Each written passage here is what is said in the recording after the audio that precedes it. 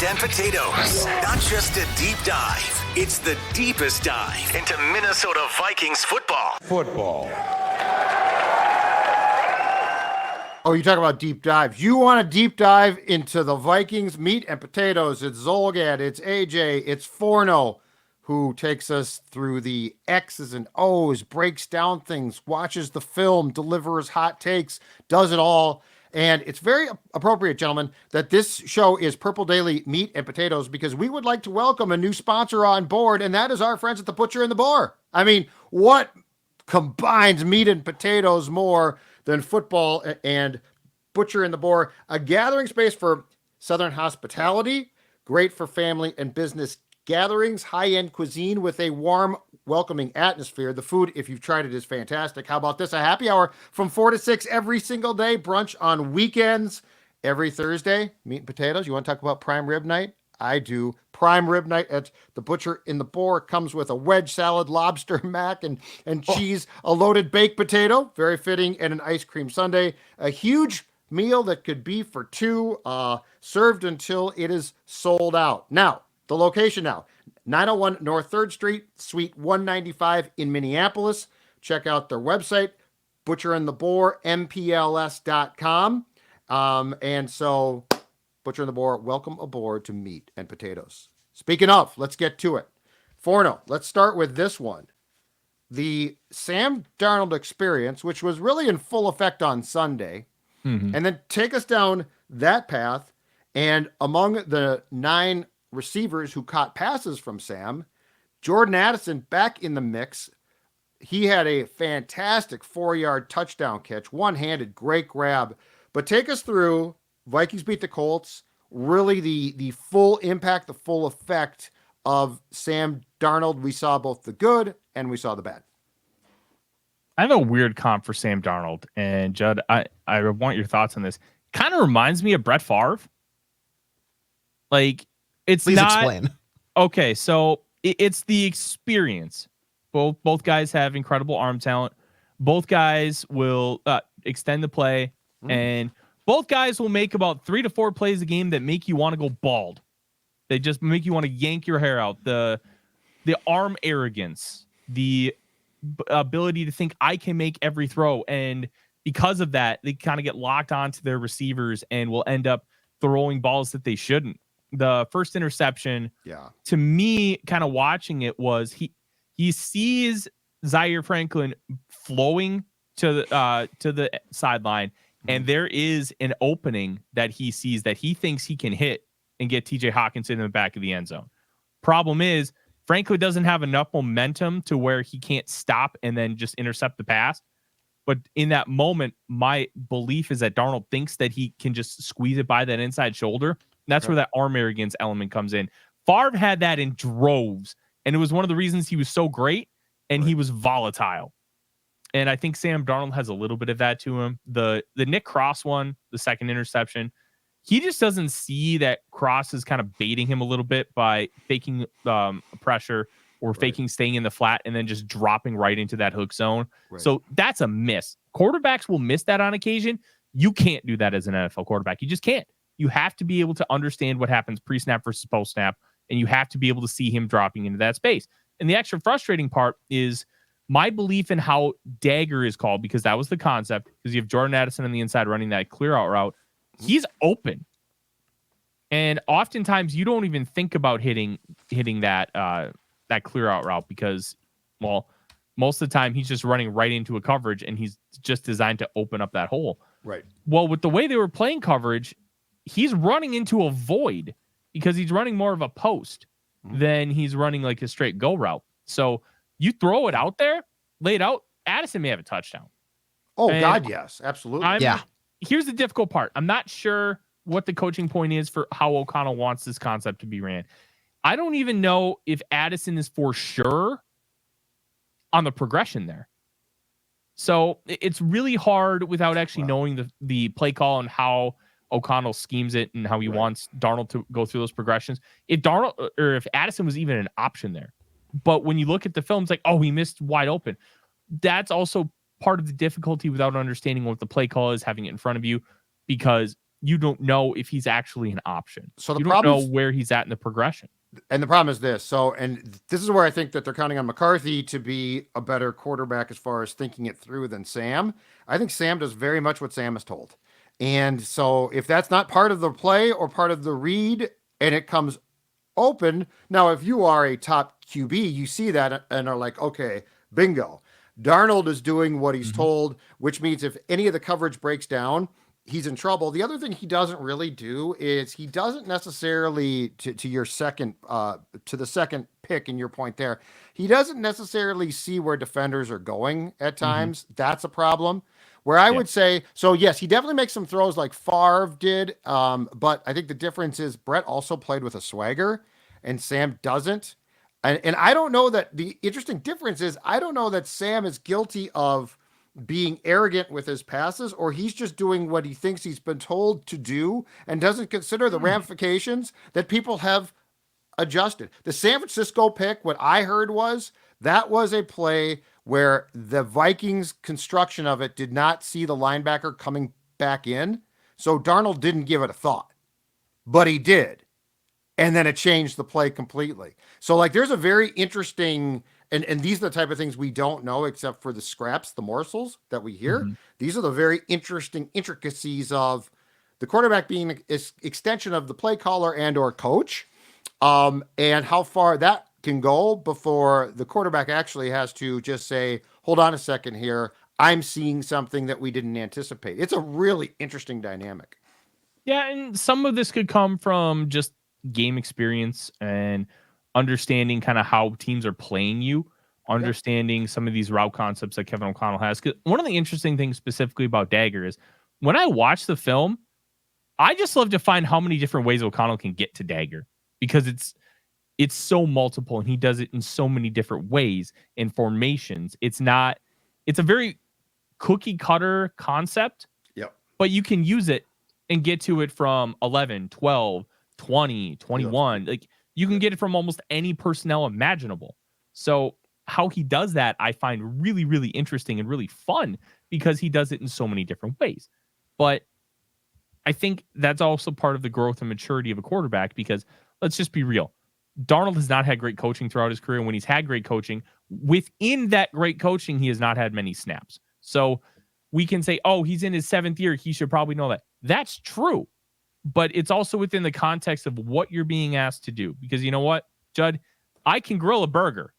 But if you put me at Red Cow and I got to grill their burgers their way, it's going to take me a couple minutes to figure that out. And I'm not going to have muscle memory. I'm not going to have the immediate. Unless you're a future great chef. If you're a future great chef, if you have a talent that we did not see, then you might say, hold on a second here. Here's how we do it. And they're like, oh my God, welcome to Red Cow. You are now in charge. You are our chef. But if you are just a slappy who's okay, you're fine, good cook, nothing wrong with you, then you're exactly right. Like these are the dynamics that I think make this whole discussion about quarterback play so intriguing. And then I think the question too is, how much is a guy like Darnold set back by the fact that in his first few years, he didn't have good coaching. So now he's learning things he should have learned, which not necessarily his fault. So it's a really, really intriguing discussion. And I will say this, when you look at what Sam has done, good for Sam.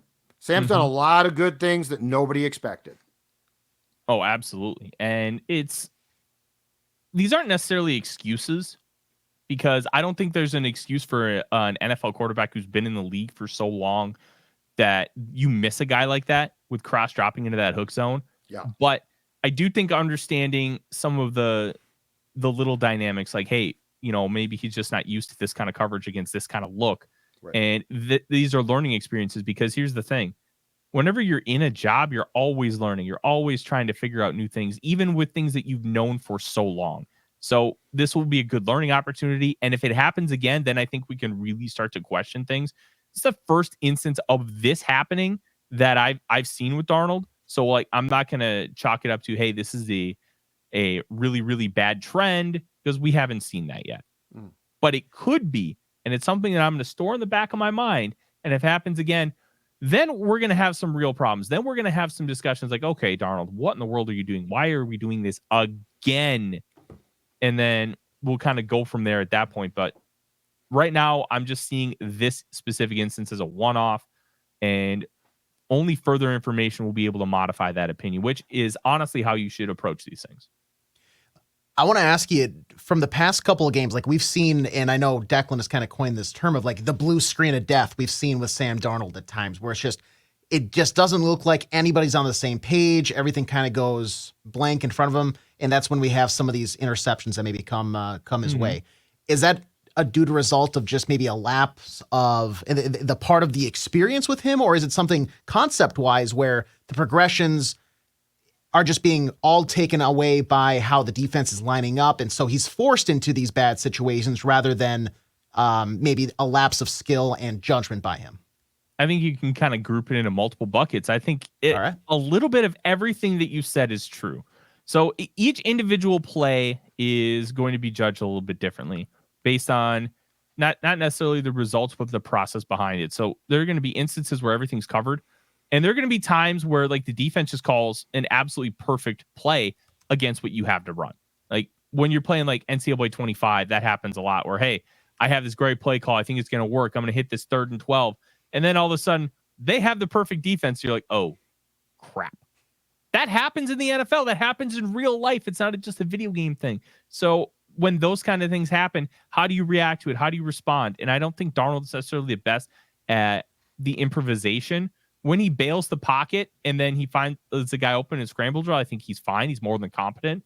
But it's that in between bailing the pocket when you need to and trying to create. I swear, if I see another 360 bailout to the left from Darnold and gets sacked for 12 yards, I might lose my mind. I might lose this beautiful You're hair. going to. Oh. You're going to see it more. It's a go-to. It's a go-to, and it's bad. It's a bad habit. Yeah. It's a very bad habit, and I don't want to lose. I'm sure they tried to break luscious locks. Oh, I'm sure they have. I'm sure they tried. He doesn't. No, and I think when you see some of those things, like there was one play early on in the game it was later in the game where the pocket isn't perfect. It's a little bit muddy, but it's not like collapsing. It's not dirty. And Darnold, instead of holding on for like a quarter or half a second for Addison to spring open on a 15-yard dig, because he was wide ass open. Yep. And he decides to like, okay, I need to create because the pocket's getting a little muddy. And there are times where he stands in a muddy pocket and fires. This time he didn't, and he tried to bail out, and he gets sacked for like a 1-yard loss. Mm-hmm. Those kind of things are so frustrating because when you have shown the ability to do it, and you've shown the propensity to have that and be calm in the pocket and be able to stand and fire a missile down the field, and then you don't do it, it becomes increasingly more frustrating than somebody who just doesn't have that ability and hasn't shown that they can do it. Because that's frustrating in a different way, but it's more frustrating when you can and then you don't. And I think that's one of the things with Darnold is he's got all the ability. He can make all the throws. He can create. He can throw off platform. He can do all these things, but there's no level of consistency that you can rely on. It feels like there's a half of each football game where he plays really well, and you got to capitalize on that. And I think the Vikings did for the most part in the second half, even though they did have that one Nick Cross interception. Like, they were stabilizing drives. They were making plays. The play calling throughout the game was excellent. The execution was the biggest fault. Yeah. And I'm going to keep beating that drum. You are mad at the players executing, not the play calls themselves. And I think the question, too, becomes, are there times where the play calling has to be scaled differently because of the execution issues? Because Darnold has tendencies that you can see from a mile away. Like, it's like if Justin Jefferson screws up, okay, he screws up. It's a great play call still. Yeah. But, with Darnold, I have in like a playoff environment, I wonder if you sort of have to, I know what you want to do. And if O'Connell has McCarthy, knock on wood, hopefully it works perfectly, but like that's the fine line. Speaking of O'Connell too, what did you think about the I guess, to put it fairly, reemergence Jordan Addison? 5 catches, only 42 yards, but 5 catches and a 4-yard touchdown catch, which Justin Jefferson could have made, but a lot of guys in this league couldn't make. What did you think about the fact that after Jordan either complained or he didn't complain? He says he didn't. I think he did, but who cares? He does deserve to be involved, and on Sunday he was involved.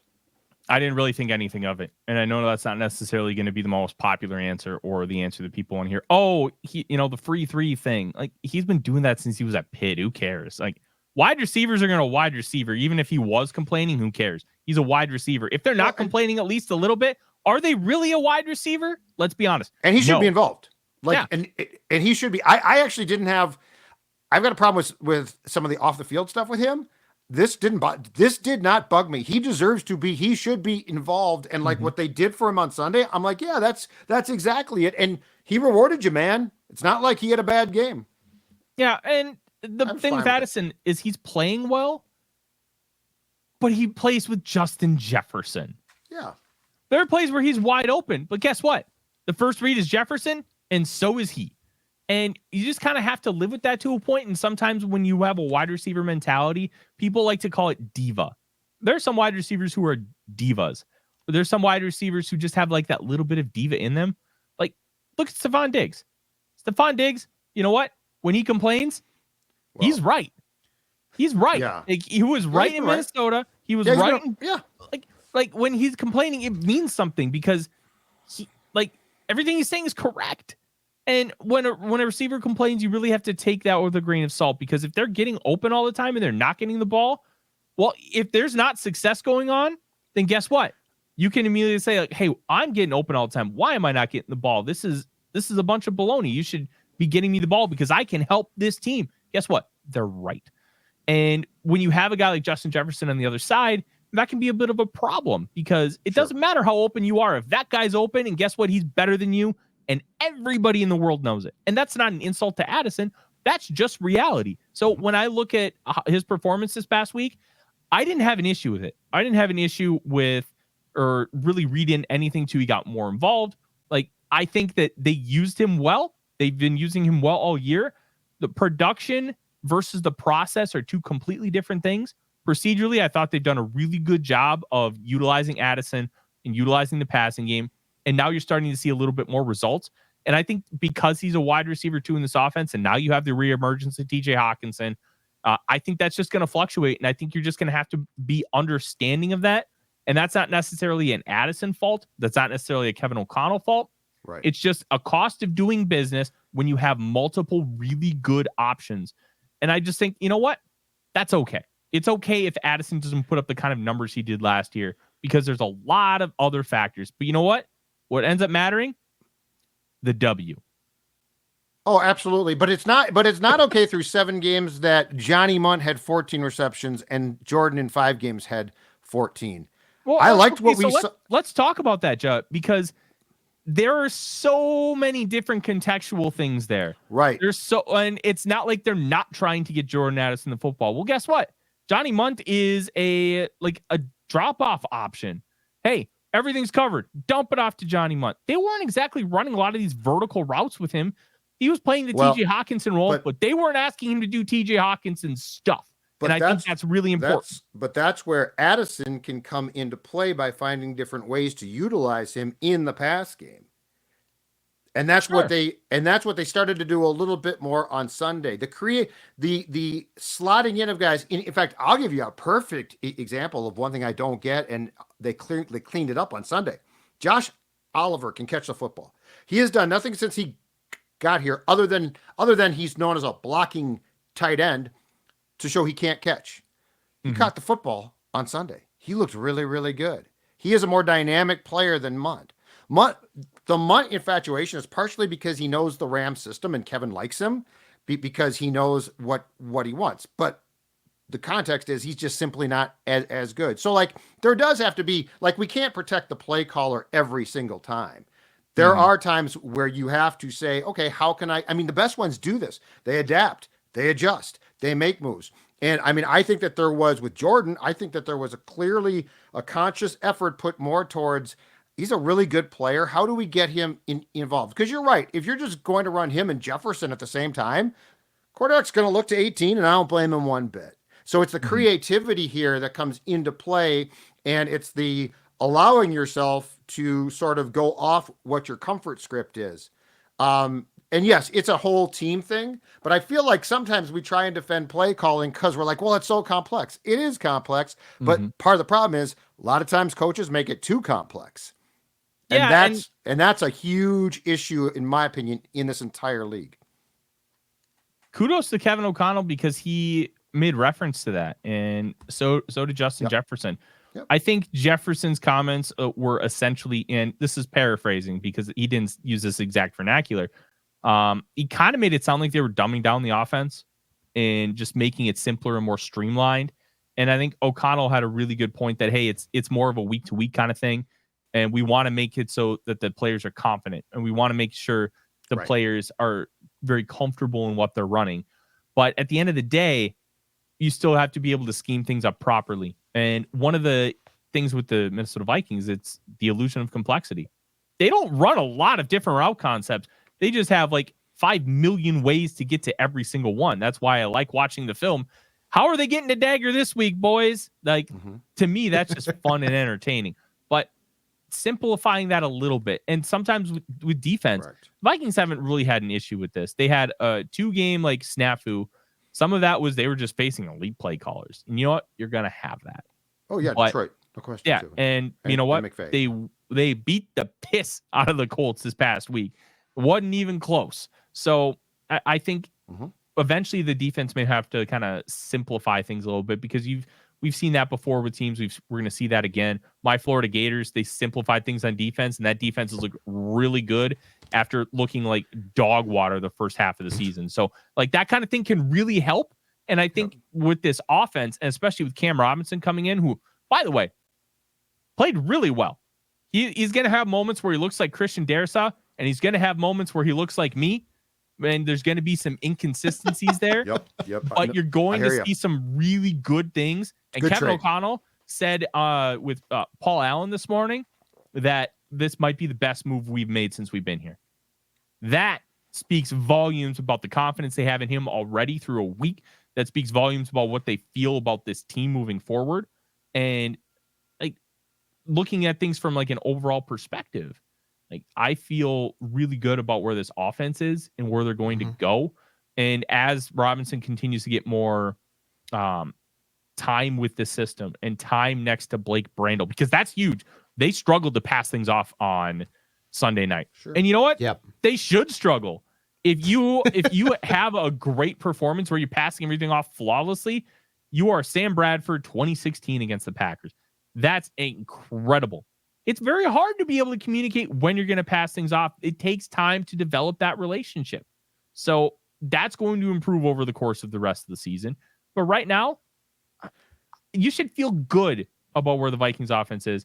It just stinks that Darnold is going to be like, he's going to have those Case Keenum moments, those Brett Favre moments where he's like, oh yeah, dude, come on.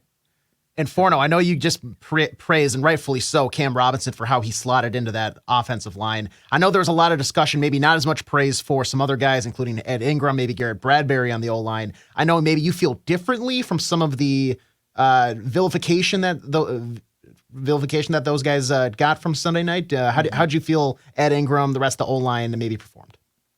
Oh, you're going to get me in trouble, AJ. Because I want to get you in trouble. Let's get in trouble. Let's get in trouble together. Listen, one of the big things like with the Ed Ingram discourse is people point to PFF grades. I have been very opposed to how they've graded Ed Ingram, and I kind of got proof of this with when I talked to Dalton Wasserman on the Real Forno show, who was a grader for PFF for 3 years, and now he's one of their lead NFL analysts. He talked about how when they grade, they grade some losses way worse than others. When Ingram loses, it looks way worse than when someone else does because of his play style. He's a heavyweight fighter. He wants to knock you out. And when he loses, it can be ugly. And those grades can be massively affected by that. Even if you have like a sample size of like 30 plays, if he loses like once really, really bad, it can crater that. So when I look at the grades, I want to look at them in context. I want to look at them based on what the film is. Well, guess what?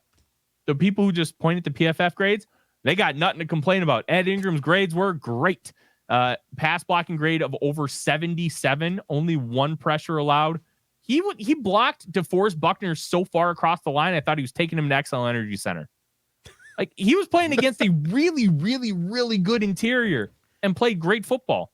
I'm genuinely curious if Ed Ingram has turned a corner and since the bye week, if something has just clicked because he's passing off stunts way more smooth. Job got threatened. Yeah. Well, you know what? If that Dalton threat was real or fake or whatever that ended up being, it's working. He's only allowed 4 pressures per PFF. One of them was a sack, and he's just played really, really solid, good football. And he's blocking well in the run game. He's blocking well in the passing game. And those PFF numbers have caught up to what I thought all year, where he's just solid. I don't even think he's a great football player, but he's way better than people want to give him credit for because of the preconceived notions from his rookie year. His rookie year, he was bad. Last year, he showed real improvement, but he was still kind of below average. This year, I think he's good. He's fine. He's solid. Whatever vernacular you want to use, he's way better than being PFF's 40th of 41st guard going into Sunday against the Colts. He's much more along like, hey, of all the right guards, he's probably like 20, 25. I'm not even saying he's great or good. He's fine. And the way the Vikings have approached the offensive line, they want to moneyball the interior. This interior on an overall level is phenomenal for the price. Overall, they're like a 6 out of 10. You can win with a 6 out of 10. And you have to find ways to get discounts and like excess value somewhere, because you're paying Justin Jefferson buku bucks. You're not paying Christian Darrisaw buku bucks. You're giving Brian O'Neill buku bucks. Jonathan Gennard. Like, those guys are all earning their money, but you have to find advantages and edges somewhere. And they've decided the interior of that offensive line is where they're going to find that edge. And I think they found it. Like, Bradbury stepped on Ed Ingram's foot, which was hilarious because another Ed Ingram foot thing. But this wasn't Ingram's fault. Bradbury stepped on him, not the inverse, because that's what everybody remembers, where Ingram just kept stepping on Kirky Boy's foot. And I thought that was interesting. And then otherwise, Bradbury was actually pretty solid. They passed off stunts incredibly well because they were trying stuff where they have Latu line up as a wide 9. So think about, like, on the other side of where the tight end would line up. He was looping into the other A or B gap. So he was going about like 4 body lengths across the line of scrimmage. Those guys passed it off with flying colors. It was like they had been doing it for years and years and years. Like, I think this interior is good. Should we get an improvement? If you can find one that makes sense from a dollars perspective and a talent perspective, but where things sit right now, they don't need to make any adjustments based on the personnel that they have. Like, this unit is just solid. And right. I think we should just accept that, because you know what? NFL analysts across the league have accepted that, you know what? This is a really good unit. All right, but before we actually wrap up with a couple of questions, meat and potatoes questions, quick shout out to the exclusive personal injury law firm of this show, and that, of course, is our friends at Nicolay Law. Nicolay Law knows that when you or a loved one gets injured, ordinary life, it can come to a stop and things can get complicated. During that time, the insurance companies are likely to pressure you. They don't care if you get better. They don't care if your bills are piling up, and they don't care that you may not be able to work. But guess what? Russ and his team at Nicolay Law, they do care. They've seen every play the insurance companies have, and they'll make sure you get the compensation that you deserve after an accident. So if you've been injured, get Minnesota's local award-winning injury lawyers. Get Nicolay. Start your path to winning at nicolaylaw.com. That's NICOLET law.com, or give them a call, 1-855-NICOLAY, 1-855-NICOLET.